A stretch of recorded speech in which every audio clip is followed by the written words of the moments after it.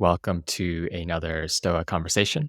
My name is Caleb Ontiveros, And I'm Michael Tremblay. and we are going to be talking about Friedrich Nietzsche, the German philosopher, and some of his disagreements, challenges to Stoicism, as well as some of the similarities with his philosophy. Yeah, it's an exciting topic. He's definitely a controversial figure. Some people really like Nietzsche. Some people don't like Nietzsche. Some people bring in kind of the story of his life into his philosophy. Some people look at his philosophy on its own. So interested for this talk and to learn a bit about what he thinks about the Stoics. Yeah. So I'll start by just saying a little bit about who Nietzsche is, why he's important, and then we can hop into some of the basics of his philosophy and then jump into the meat of the conversation, if you will, which is going to be the two initial similarities to challenges that Nietzsche poses to Stoicism. And I should also say that we have two Nietzsche experts coming on we have Nate Anderson, who is writing about Nietzsche and how Nietzschean views can improve our relationship with technology, social media, the internet in particular. And then we also have a fellow by the name of Dave Jilk, entrepreneur and investor type, who wrote a book called The Entrepreneur's Nietzsche, which takes thoughts from Nietzsche and, of course, applies it to business. So I thought it'd be useful to, before we release those conversations, give a little bit more background on Nietzsche and also have you all hear some of what we think about some of his challenges to Stoicism. But first, who was Nietzsche? At the very basics, he was a classicist, a philosopher in the 19th century, mid 19th century, a German fellow. He was well read in the ancient Greek texts. He was a classicist, after all, what they called a philologist back in those days. He was a big fan of Plutarch, the ancient biographer. I spoke with Alex Petkas on Plutarch, and he thought that Plutarch's characters were exceptionally admirable in some ways. And then he also knew Epictetus quite well. He had a very heavily marked up copy of some of Epictetus's works. So that's who he was. And, why is he important? Well, he's influenced many different thinkers. He has a very noteworthy aphoristic style. So you've probably heard a few of his lines, things like, without music, life would be a mistake. What does not kill you makes you stronger. Beware that when fighting monsters, you yourself do not become a monster. For when you gaze long into the abyss gazes also into you. So like the Stoics, he also has a talent with aphoristic, almost laconic writing at times. But I think he's most interesting because he is a challenging thinker. He's someone who is very good at challenging a variety of different schools of philosophy, a variety of different ways of life, and forces you to think seriously about your assumptions, and is someone who is not a systematic thinker. So you need to do some work to think with him as it is. So that's a quick intro. Do you want to say anything by way of intro to Nietzsche, Michael? No, I mean, I don't know much about Nietzsche. I was going to say what comes with being a good aphoristic writer is you probably also get misquoted a lot, or you probably also get people taking you out of context a lot. So in that case, it's kind of worthwhile to dig into it a bit deeper. Another one that you didn't mention that I was thinking is the idea that God is dead. It's God is dead and we killed him, or something like that Nietzsche says. So all of these great, these great lines, these great ideas, but I'm interested in kind of understanding the thinking that goes behind those and builds those up. When I think of Nietzsche as a thinker, I think of him as, I don't know if reactionary is the right word, but I would say brave. So I think I didn't know that he was a classicist that you mentioned. So I think it's kind of funny because when I think of him as kind of rejecting classics, kind of rejecting what's come before and moving to something new. So that's kind of ironic that was built on this foundation of actually like being respecting and well read in what came before. But that's all I have to say. I'm interested to hear more from you. Yeah, I should say that I'm not a Nietzsche expert either, but I've read a significant number of his works. And I think I first read a book called Twilight of the Idols when I was in high school. And since then, I've kept up my interest in Nietzsche, which I think that's actually too early of a time to read Nietzsche on reflection in high school. He's I wouldn't recommend that high schoolers read Nietzsche in general. We all make mistakes in high school. Yeah, that's right. For you, it was reading Nietzsche. Yeah, that wasn't my only mistake, but Yeah, so very briefly, we'll cover some of the main lines in his philosophy, or at least some things that I'll pick out, and then we'll talk about some similarities and differences. And of course, we won't be able to say too much about what Nietzsche's philosophy is. And there's always the issue that there are different Nietzsches. I think as with many thinkers, they change their mind over time, and their writing might not be entirely clear. And it's certainly the case that Nietzsche fits both of those criteria. His writing is provocative, not especially crisp, and he changed his mind significantly throughout his life. So there are different Nietzsches, but several themes that I would pick out is first, he's not religious by any means. He didn't like Christianity. He thought Christianity was net negative for the world, and that's part of this rejection of what came before that Michael touched on. And he thought that what needed to happen was a revaluation of all values. That's one big theme, not religious. He also didn't believe in, say, any overarching purpose to the world. So he wasn't like the ancient Stoics who thought that the logos impermeated the universe and sort of gave everything a essential nature. A second big theme from Nietzsche is that he is an early psychologist.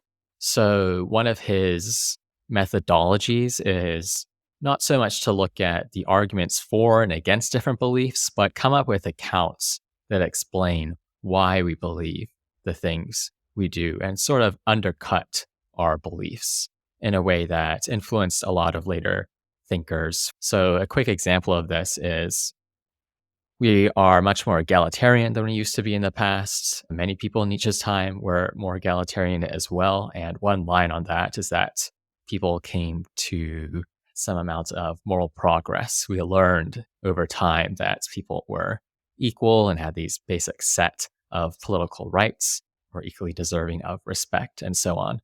But Nietzsche, he looks at this belief and he says, what explains this? And instead of thinking about this from the terms of arguments, he has a story about how people come to believe this sort of thing because of the rise of Christianity. And in particular, although this is a bit crude, Christianity was a way for the weak to bully the strong. And part of that involves a creed of egalitarianism. So I think that's a very common method that Nietzsche uses in his writing, is explaining both why specific individuals believe things, as we'll see later in the Stoics, but also general cultural trends as well. A third thing I want to shout out is that Nietzsche is certainly an elitist. He thinks the best forms of life are only going to be realized by a few people. And in a real sense, those people are superior to others. So he's not an egalitarian by any means. He thought that a handful of artists, statesmen were truly great people, and the vast majority of other people were weak and envious of them.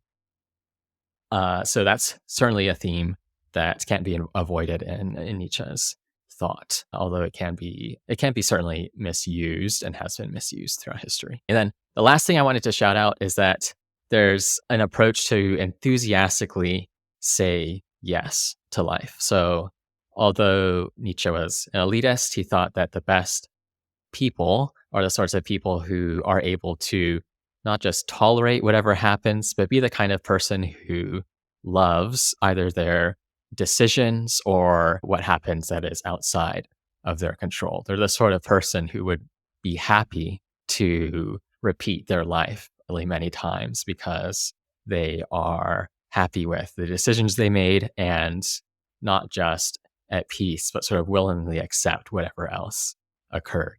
So those are four things I want to say about Nietzsche. One, not religious. It's very important. So rejects God. He has a sort of psychologizing type approach. He's an elitist. And then finally, there's a sort of enthusiasm that he thinks is important to the life that is best lived. What do you have to say about that, Michael? Yeah, no, I thought that was really well put. A good summary. I mean, the part that appeals to me, or I always find interesting, is this. I mean, you refer to it as psychologizing, but this way of kind of, you can almost see this also in like evolutionary biology or evolutionary psychology in this common context, where people in today's society, and also in folk psychology, so people who are perhaps not professional psychologists, but are trying to explain behavior.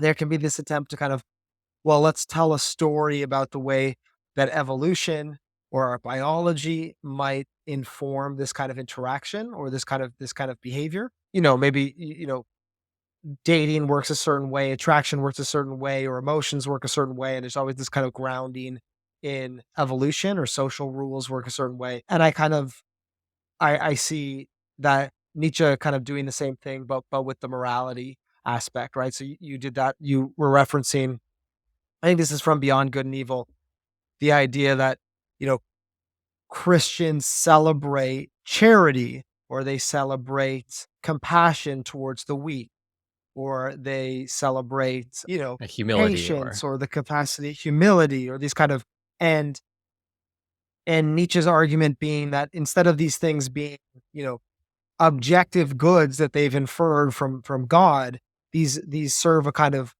function to the group, which is that a bunch of weak people, in I think his way of talking about it, get together and then celebrate the kinds of behaviors or traits that benefit weak people. And I'm not sure I believe that, but I think it's kind of a thing way to approach morality. I know Hume does the same thing, and I've always been a fan of Hume when he's done that. I think it's like a a, a worthwhile alternative direction to come at these moral judgments from that can make us question our ethical beliefs. the fancy word for this is genealogy. So Nietzsche has Mm, quite often a genealogical method. So in his works, like the genealogy of morals, he basically is coming up with a psychology of why we believe what we do. But the two similarities I want to shout out are more fati and self-sufficiency. So those are two similarities with Stoicism. And then the two differences that we can chat about today are Nietzsche's views on suffering and his views about nature, and that's nature with a capital N. And there is, of course, a very large difference between Nietzsche's account of morality and the Stoics. That's probably a conversation. That's a whole podcast length episode. So we can come to that later, probably. Let us know if you're interested in that conversation. We'll bump it up in the queue. But these are the four I want to cover here. So let's do amor fati first. So amor fati, that's Latin for loving fate. And I'll just read out a quick line from Nietzsche, which is the following. My formula for what is great in mankind is amor fati, not to wish for anything other than that which is, whether behind, ahead, or for all eternity, not just to put up with the inevitable, much less to hide it from oneself. For all idealism is lying to oneself in the face of the necessary, but to love it.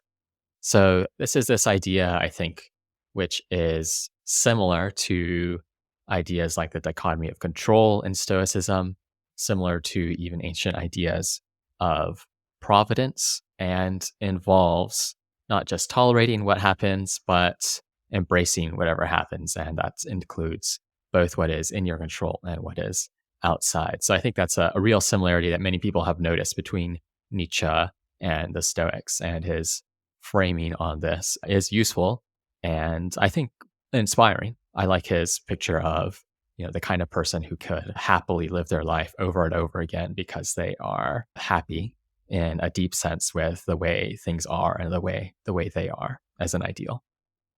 yeah, that's the idea of that's called eternal recurrence, right? Is that how Nietzsche refers to that? Right. Yeah. Coming back and living it again and again. It makes me think when you were talking about that, about the dichotomy of control so often gets framed, even by myself, as this idea of, well, focus what's on your control, focus what's up to you, value what's up to you. And this amor fati, which is an important part of Stoicism, but Nietzsche's really bringing it out here. It's not just like focus on yourself and ignore the rest. It is this focus on yourself and love the rest. Move to this kind of not just this acceptance or this endurance or this capacity to persevere through the things that aren't up to you, but this actual embrace and love of it. And I think that's a pretty powerful way to approach the dichotomy of control, which I think is, probably a bit more of an advanced technique. What do you find inspiring about it? Why does that passage connect with you? Well, I think there's the idea of eternal recurrence that is motivating just as an ideal to achieve, to live the life that you'd be happy to live over and over again. That I find that both a daunting prospect, but also an inspiring one. And I think also this shift from not just acceptance to willing acceptance is a powerful one and a useful reframing on things. So the Stoics were always big on as a psychological technique as reframing whatever happens. And one way to do that is to imagine yourself not just accepting things in the sense of tolerating them, but willingly accepting them. So, an example of that in practice is there is a technique where people try to hold their breath, a meditative technique. You hold your breath for some amount of period of time and you watch what happens. And of course, it becomes quite uncomfortable. And at that stage, you can just sort of observe those uncomfortable feelings, or you could imagine yourself generating those uncomfortable feelings that are emerging and willing them into existence in a way. And I think that's a useful reframing for many different kinds of experiences, is this idea that, look, you chose to take this path. You're not just willing the act of trying to hold your breath initially, but also these results, whatever else occurs. So I love that. I love that reframing. And what was, not to put you on the spot as the Nietzsche expert, but what was his argument for, because Stoicism, this loving of fate is grounded in this idea of loving nature. What is kind of Nietzsche's play here? Is he just that he finds these people that do this very impressive? Or does he have some sort of argument for this? Or like, yeah, I'm trying to think what's because then if you ask a normal person, the person will say, well, some things about some things are good, some things are bad. I hate when bad things happen, and I like when good things happen, and I love the good stuff, and I don't like the bad stuff. And he's kind of rejecting that common sense view. And I'm just wondering what the argument for that could be if you don't have this Stoic picture. Yeah. I think we can sort of get to that answer with another similarity, which is both Stoics and Nietzsche agree on this idea of self-sufficiency. And we'll also get to it when we chat about suffering a little bit. But that's a great question. So another similarity with Stoicism and Nietzsche is that we have the capacity to be an inner citadel, to use the French philosopher Pierre Hadot's words, where the Stoic sage, they are someone who is solely responsible for what is up to them. They act perfectly virtuous. And so long as they do those things, they are self sufficient. They can be put in any situation and live well. So that's the sort of the Stoic idea of self sufficiency, is that the individual does not depend on anything external for living well. The Stoic phrase, I think this was Aristotle brought this up first, was happy on the rack, meaning literally happy on the torture rack, as just an example of the capacity for self-sufficiency. The Stoics believed that. They believed the sage was happy even while being tortured. They were willing to bite the bullet on that. But Yeah, absolutely. And I think where Nietzsche agrees is that the one can live well through overcoming suffering, and that one doesn't need to depend on living a comfortable existence or even a secure existence in order to live well. And he positively looks down on people who are not able to handle the lot they've been given, even if the lot is quite bad. So he at least agrees with the Stoics that we don't need a lot to live well, and things like how much suffering we experience in a life can, if approached correctly, add to life well lived, not merely detract from it. Though he does take, of course, he has a much more sort of, how would you say it? I think the Stoics, they're a little bit more concerned about the life of the sage living virtuously, and he is more concerned with someone overcoming their suffering and doing something excellent, whether that is the artist or the statesman or what have you. That people who can live well are, in a serious sense, self-sufficient, and they don't need anyone to help them live well, or not dependent on others. Yeah, so I really like the idea of self-sufficiency. I think that's a great similarity. I think it's also one of the main appeals of Stoicism to me. But at the start, you were mentioning how Nietzsche is not egalitarian. Some people are better than others. But self-sufficiency to me, at least I associate with the key concept of Stoic egalitarianism, which is the idea that we all have the capacity to a good life because a good life is a self-sufficient thing. It's a thing we can internally generate. Is Nietzsche's view here that the good life is self-sufficient, but some people just can't ever get there because they're not excellent enough. They're not born excellent. Where does this lack of egalitarianism, where does this some people are better than others come from if the good life is self-sufficient and it doesn't require you to be born into wealth or something like this?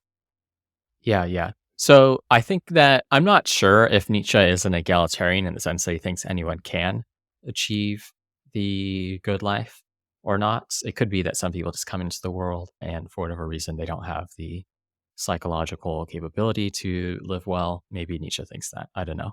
The Stoics certainly do not think that. Or he probably thinks that people at least have shaped themselves into people who cannot live well by a certain age. He probably thinks something like that. I do have one passage where basically says that I hope people suffer because then that will give them an opportunity to endure and to basically as a necessary condition for them living well.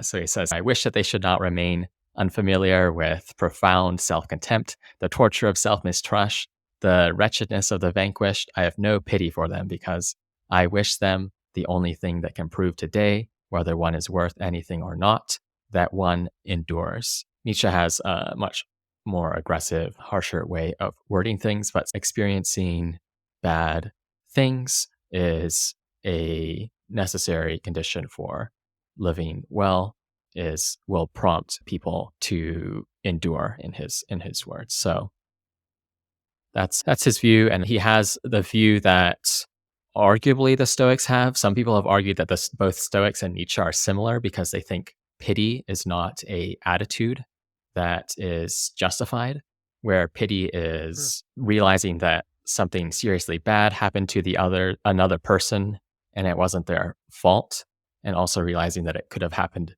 to me. Martha Nussbaum, the classicist and philosopher, argues that both Nietzsche and the Stoics are similar in this respect because the advanced Stoic will see, say, someone loses their house and they feel like they're in a terrible position. The advanced Stoic would say something like if what really matters is the internals for this person. So they would want to treat the other person well and console them if they can. But in a real sense, they would not think that that person has been seriously harmed by them losing their house. So, in that sense, Martha Nussbaum argues that the Stoics don't have pity on people. And Nietzsche also agrees. And both Nietzsche and the Stoics also have this view that pity is one of the sort of key ingredients to anger and seeking revenge. Often we see people, think something terrible has happened to them, and that prompts some desire for vengeance or seeking to punish some other party. And both Seneca and Nietzsche are skeptical from pity, not just from the sense that they think it is sort of whole involves false beliefs about suffering, but also because these false beliefs will lead to acts of revenge or seeking to punish whoever may or may not be responsible.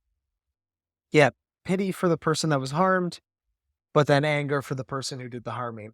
They're tied up together. That example with the house made me think of Epictetus's line about how the beginner will blame other people, the intermediate will blame themselves, and the advanced stoic will blame nobody. And it kind of made me think of that where, maybe in the stoic view, the beginner is like, somebody's house is destroyed and they're distraught, and you think, well, you should have prepared better, you should have controlled externals better. They wouldn't use that term, but that's how they would think, and they blame the person. And then, maybe the intermediate stoic is like, the problem here was not the house, you couldn't control that. The problem was your response, your reaction to the house. And then the advanced stoic is just kind of doesn't pity either of these situations, just kind of accepts the situation as is and maybe attempts to help the other person, but again, not pity in a sense that there was a kind of a substantial harm here that could have happened to them. Really interesting way of thinking about it. I've never thought about that connection between pity and anger before. And so the idea of loving fate and the idea of happiness being self-sufficient, it is quite a Stoic view if you take those two in isolation. I think the one difference that comes out here with that quote, and again, taking the quote out of context, maybe there's something Hmm. different here in the passage, but the quote about, I want someone to suffer so they can have the opportunity to demonstrate their greatness. It does make me think that there are, at least in the Stoic view, there are other opportunities to demonstrate greatness that don't involve hardship. Hardship is one opportunity to demonstrate greatness. You can demonstrate your courage, your temperance, your wisdom and things like this. But, you know, just through kindness, just through generosity, there's ways you can demonstrate the greatness of your character, even in times of abundance and success on the Stoic view. The Stoic view is that hardship can be a tool, and the tool, like, use it, turn it to your advantage, but it's not masochistic. It's not thinking we have to suffer. Otherwise we won't move forward. We can still move forward even if things are going well.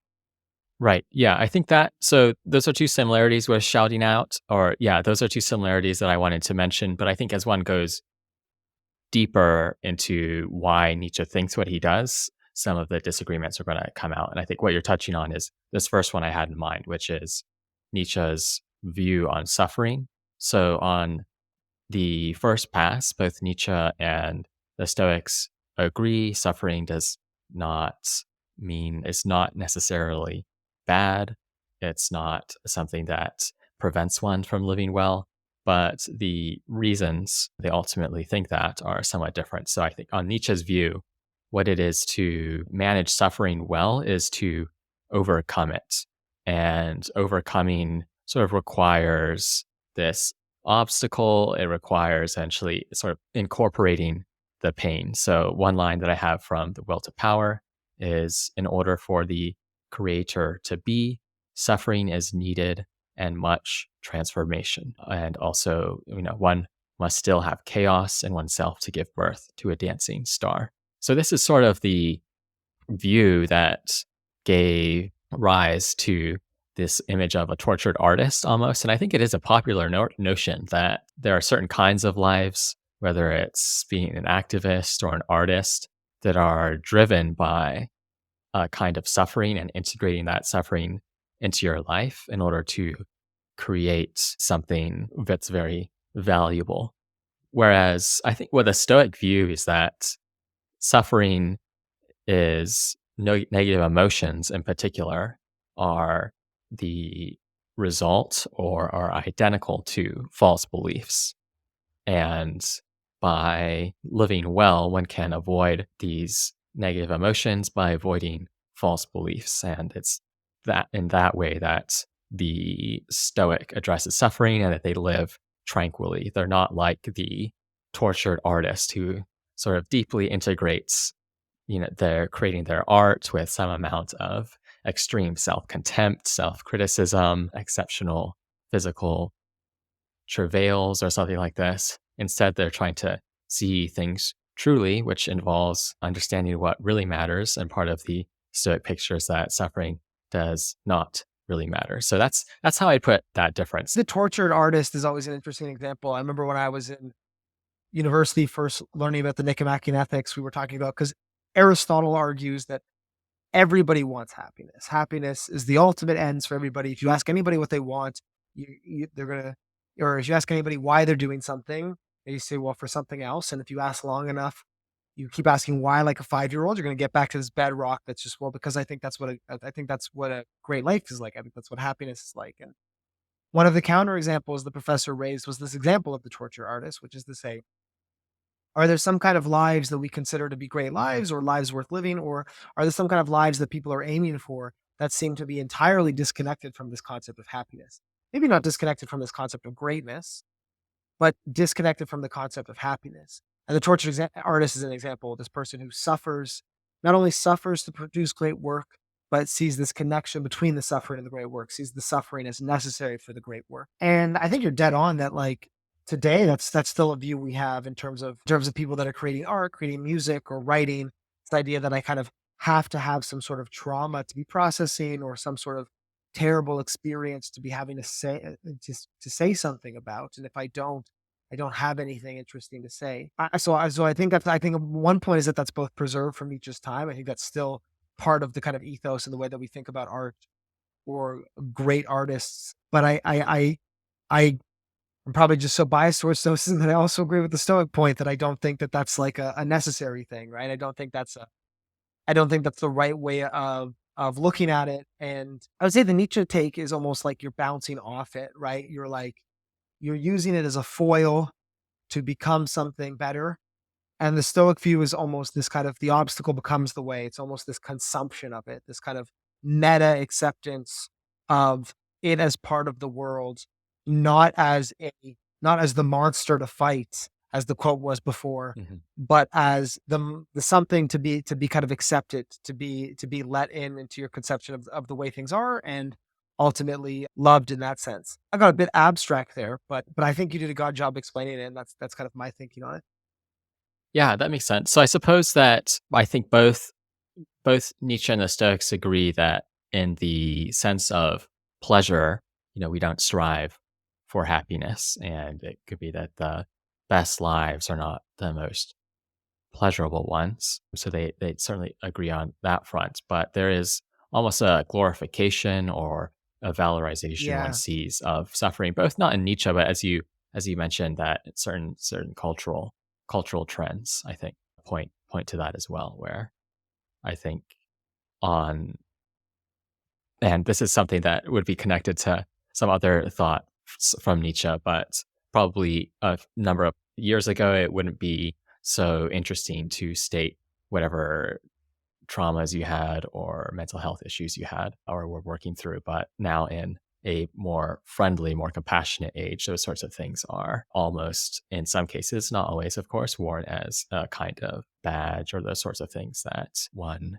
would talk about with abandon as opposed to thinking of it as something that is not supposed to be in any way glorified or thought well of.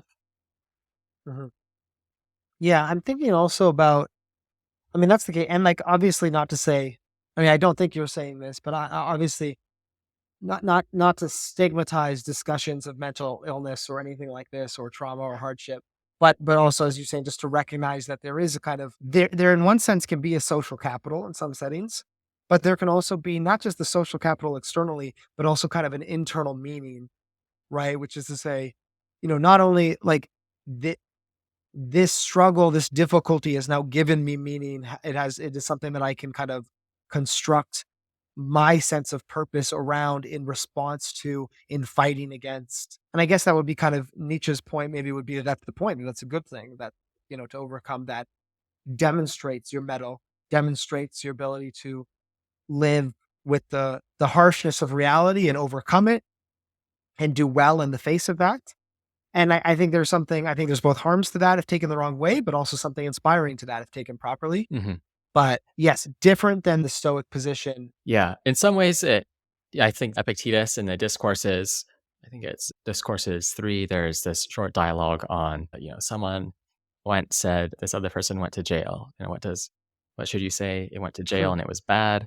No, all you need to say is that he went to jail. And that's the Stoic view. This additional story, and it was bad, comes from you.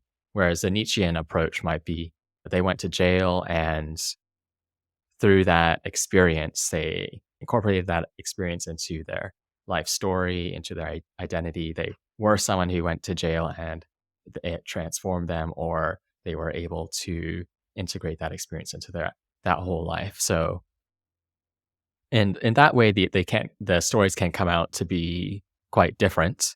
But I think the Stoic would also be fine with reframing bad experiences in certain ways, as long as I was trying to think about like what's the deep difference here, and it might be that I think the tortured artist is made dependent on their suffering, where they feel like they cannot be an artist unless there's some amount of tragedy that they are working through, some amount of darkness, what have you. But the Stoic view is that you do you can reframe, you can transform these experiences, but you are never dependent on them. And I think that is much more compelling picture of how to relate to suffering than this idea that overcoming is needed. But by saying overcoming is needed, you make yourself dependent on the suffering in a subtle way.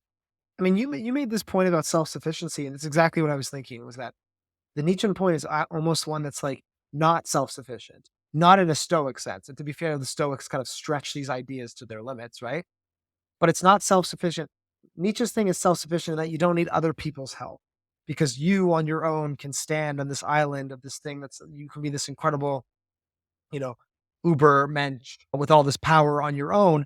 But in a way, you're dependent on a foil, an enemy, something to craft yourself, a trauma to overcome, a difficulty to overcome that you look great in response to. And the Stoic view is this really transcendental kind of self-sufficiency, which is, you could be happy on the torture rack and you could be happy, hanging out with your family. And both people are the same, they're the same amount of happy and they're the same amount of virtuous if they are that. And so the Stoic self-sufficiency point is that like, yeah, I mean, just to repeat what you said, there's a way to be happy on the rack.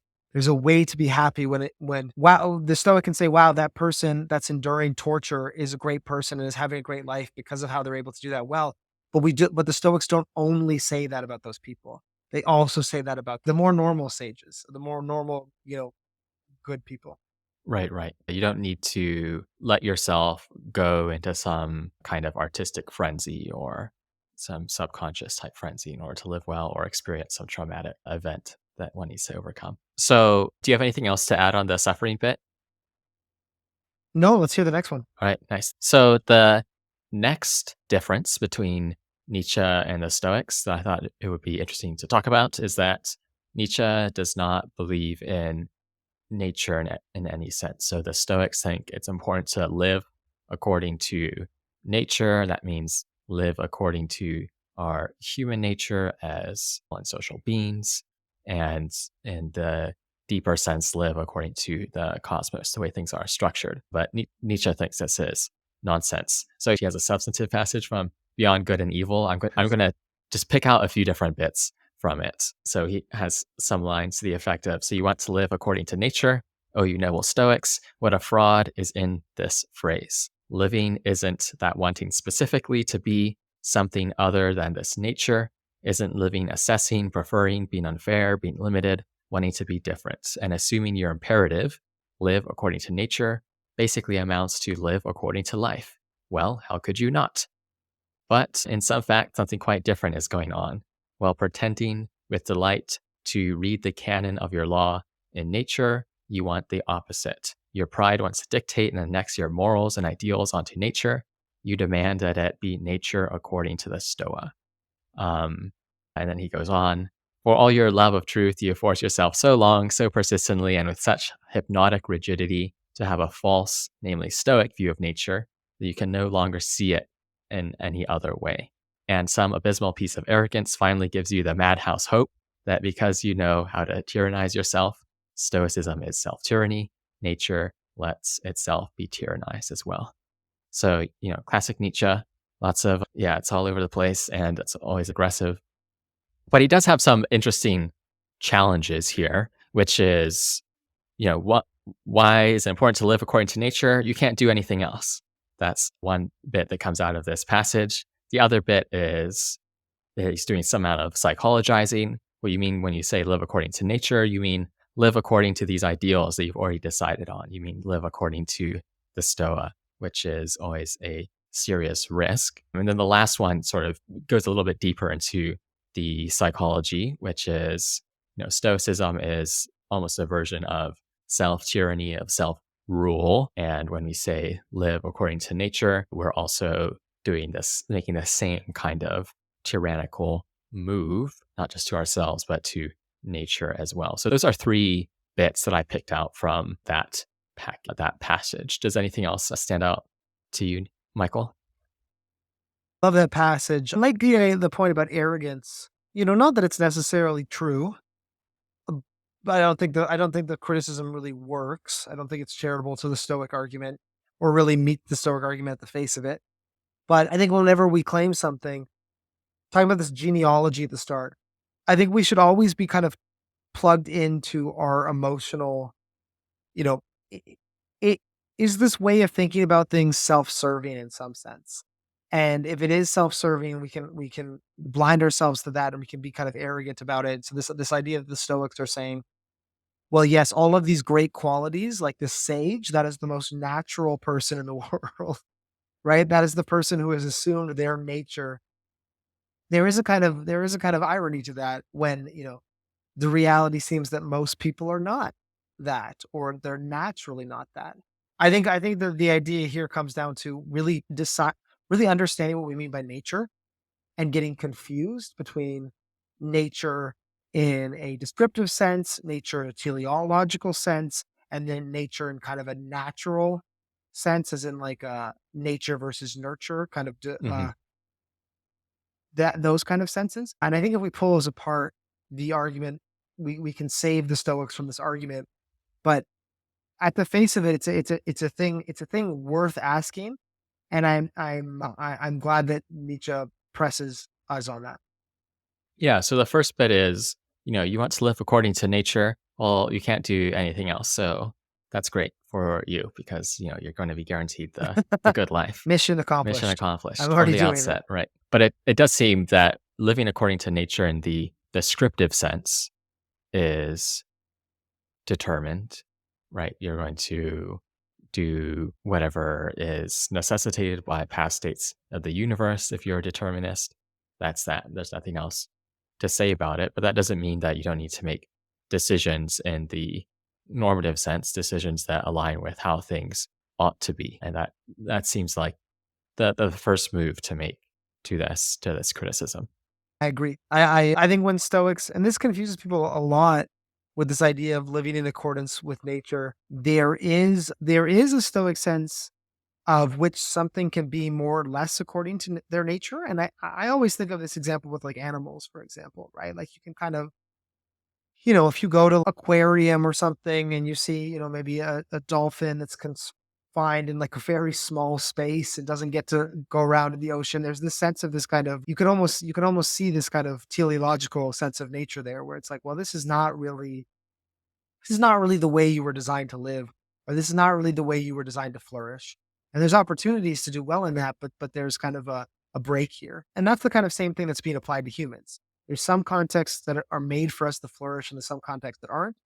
But because we think of humans primarily in terms of our rational capacity, flourishing doesn't become situationally constrained. Flourishing becomes about the way that we relate to things intellectually, the way we relate to things rationally or not. But still that kind of teleological view to me is a very compelling way of thinking about flourishing or living well. Certainly more compelling than whatever conception of living well Nietzsche would come up with, which might just be,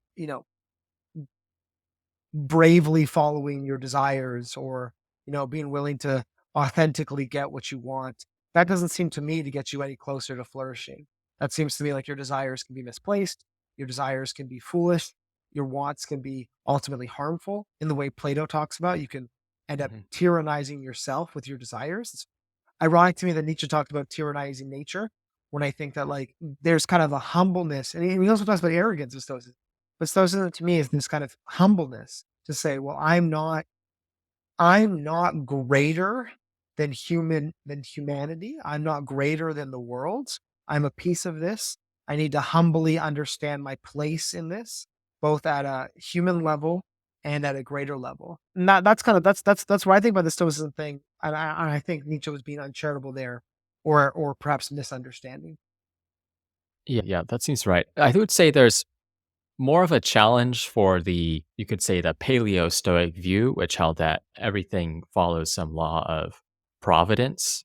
And Mhm. if you think that, then it is harder to make sense of this idea of, well, if everything happens for a reason, or, this everything flows according to this arching teleology, on what grounds should we say that something is better than another? And the Stoics, of course, did have answers to that kind of challenge, but there is, I think, something quite substantive there, and you always come up with, issues of, well, if nature has this teleology, how come so many things, even if you can explain why they're bad, if they're not natural in the important sense, how come there are so many things like that?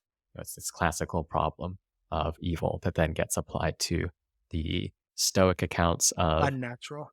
of God, or of course also more theistic accounts of God we're familiar with from the monotheistic religions. Yeah, the problem with evil, for those not familiar, is this idea where if God is all good, all knowing, all powerful, why is there bad things? Why are people evil? Why are people harmed? Why do people suffer? And so this there's almost the problem of unnatural, which is that, if we're living in nature and it's good to be natural, why are there so many bad things on the Stoic? Why are so many people vicious and unnatural? Yeah, so you kind of turning it that way, which I hadn't thought of before, but is a compelling problem that he's playing to. Yeah, yeah. So I think many modern Stoics just do not agree that there's this overarching providence or purpose, and that's sort of their solution. Well, there's no problem with evil because we actually don't think that there's this sort of overarching providence to things, even though things do have, as individuals, say, specific natures or something like that. And then, one can also limit the power of things. So maybe unlike the monotheistic God, the Stoic God isn't in any real sense all powerful. It's just that there is this purpose to things that's deeply ingrained in the nature of the world. But of course, then there's the question for the believes in providence, in which way, how does providence actually get achieved? Where providence is, and really coarsely, everything happens for a reason. So yeah, there's that challenge. I think that's a good one. That's worth thinking about, especially if you take these ideas of God, a Stoic God, seriously, which I do, which I think they're worth taking seriously. I don't take like some Stoics we've talked to, like Massimo, we've talked to in Stoic conversations a number of times. He just says with confidence, there's no Stoic God, so not a problem. Moving on. Whereas I'm personally a little bit more agnostic about that question. The other bit that I think is interesting from this passage is this aspect of self-tyranny. So some background on this is that Nietzsche thinks that, really roughly in other parts in his early work, he sort of divided up what he called the Apollonian man and the Dionysian man or Dionysian natures. Um, I'll say that again. He divided up the Apollonian nature and the Dionysian nature. And Apollo refers to the Greek god Apollo, who in this context is the god of reason, and Dionysus as the god of passion, of ecstasy, of wine. So you have this classic clash between reason and the sort of uncontrolled artistic frenzy, if you will. So the Stoics are firmly on the side of Apollo. We're reasoning creatures. We want to see things as they are, though the Stoics will not make as strong as a division between these two just to life. They think that reason and emotion are very tightly bound together. So I think that's important to say. And it's a fact that a lot of people overlook. But Nietzsche thinks these are quite distinct and will put the Stoics on the side of the Apollonian, and thinks that when the Stoic is living out their rational life, they're sort of tyrannizing other aspects of their life and solely putting up this reasoning faculty as what determines how to live. And through that, they are downplaying, in a real sense, other aspects of themselves or forcing other parts of themselves to do what they ought to do or do what they think is true, even when they are going against perhaps what would be better for them to do. Does that account of how the Stoics might be involved in self-tyranny make sense? Yeah, totally. I mean, I see so much Plato in this, and I almost think we should do a conversation on Plato's Republic, because Plato thinks there's this divided soul between a rational part, a spirited part, and then like an appetitive part or part that has a lot of desires. And Plato in the Republic makes the argument that the way to be a good person is to make sure that each part of those souls is in their correct, with the rational one ruling over the other ones, but the other ones doing their thing to a healthy amount. We don't want to remove them or ignore them. And Plato also talks about how you can have a tyrannical soul, which is when one of these parts gets too strong and kind of overpowers the other. So it's really easy when you think of the example of the person with desire, the tyrannical soul there in that case looked like someone, who has some sort of addiction or pursues some sort of pleasure, even at the expense of their reputation or their family or their other long-term plans. And I kind of see when I hear Nietzsche's argument here, I imagine almost the tyranny of the rational part of the soul. So the rational part of the soul denying desire or denying the spirits and saying, oh, even though you want to get revenge because someone insulted you, I'm not going to listen to that part of my soul. I'm going to shove it down and say it's not rational. Or even though I might desire, these goods of these kind of physical pleasures, the rational soul says, well, those don't really matter. Those are kind of indifference. And so on his view, I instantly kind of put it through that Platonic lens, and that idea of that rational part is now bullying those other parts and not giving them their fair due. Yeah. And I mean, I think that's a compelling picture from the outside. I think that's a compelling picture from someone on the outside looking in. It is if you don't accept other arguments, right? You don't accept the arguments about, what virtue looks like. You don't accept the arguments about the nature of emotion, things like this. But yeah, if Stoicism was going to be wrong, or you didn't accept those other ones, that would be what was wrong with it. Is that you're giving too much importance Mhm. to one part of yourself and not enough to the other parts. But that requires this view that these parts are divided and separate, which is something that the Stoics don't think. They just conceptualize it differently, right? Yeah, right. The Stoics believe the mind is unified. It's not a matter of different parts of the mind being involved in some war against all, as it were.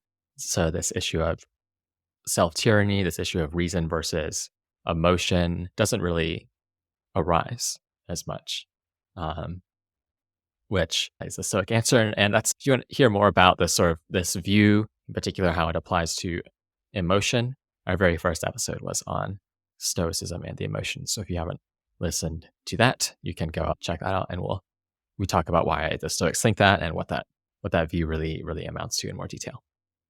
So yeah, that was Nietzsche. I hope people thought that was interesting. I hope there's a good argument for why Nietzsche is a challenging character and why it is worth thinking with some of the challenges that he raises and how he gets, in my view, some things right, some things wrong, and it's an exercise to figure out exactly what those things are.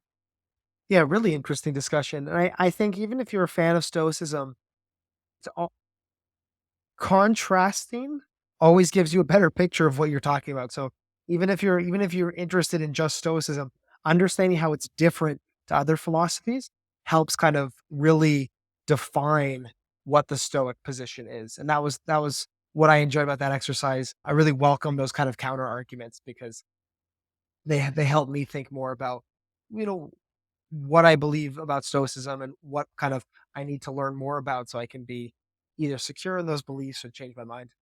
Excellent. Yeah, well put. Well, that's another conversation. Awesome. Thanks, Caleb. Cool.